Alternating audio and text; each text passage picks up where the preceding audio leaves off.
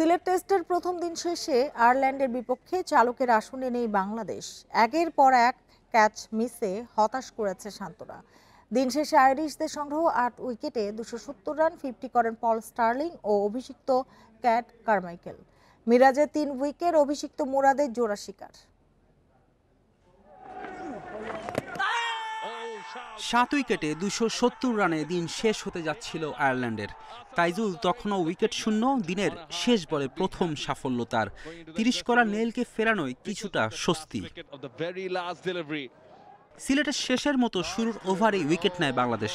হাসান মাহমুদের চতুর্থ বলে বালবিনীর বিদায়। রিভিউ নিয়ে বাঁচতে পারেনি আইরিশ অধিনায়ক। এরপর টানা ৩ ওভারে ৩টি ক্যাচ ফসকেছে। সারাদিনে মোট ক্যাচ মিসের সংখ্যা ৫টি। শান্তদের ফিল্ডিং হতাশাজনক, নইলে আয়ারল্যান্ডকে অল্পতেই অল আউট করা যেত। লাঞ্চের পর ফিরে দ্রুত ২ উইকেট তুলে ম্যাচে ফেরে বাংলাদেশ। স্টার্লিং কারমাইকেলের ৯৬ রানের জুটি ভাঙে নাহিদ রানা। স্টার্লিংয়ের সর্বোচ্চ ৬০ রান।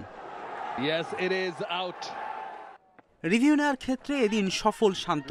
ক্যাচ মিস যেমন করেছেন, আবার ভালো ক্যাচও নিয়েছেন অধিনায়ক। কারমাইকেলকে ফেরানোই মিরাজ শান্তর সম্মিলিত প্রয়াস। এরপর কার্টিস ক্যাম্পারের সাথে কারমাইকেলের ৫৩ রানের জুটি। অভিষিক্ত কারমাইকেল 50 করে আউট হলে টাকারের সাথেও ক্যাম্পারের ৫৩ রানের জুটি। অভিষেকে হাসান মুরাদ আলো করেন শেষ সেশনে। ক্যাম্পার ও টাকার দুজনকে ফেরান ৪০-এর ঘরে। স্বীকৃত ব্যাটারদের হারানোর পরও দারুণ টেস্ট টেম্পারমেন্ট দেখিয়েছে আয়ারল্যান্ড। অষ্টম উইকেটে ম্যাকার্থি ও নেইলের ৪৮ রানের জুটি। দুজনে মিলে দিনটি শেষ করতে পারেননি, সেটাই আফসোস আইরিশদের। মিরাজ ৩ উইকেট নিয়ে টাইগারদের সেরা, মুরাদের জোড়া শিকার।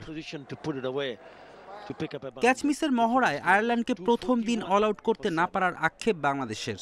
তাই দিন শেষে লড়াই ভারসাম্য, চালকের আসনে নেই শান্তরা। ফেরদৌস ইসলাম, ইন্ডিপেন্ডেন্ট নিউজ।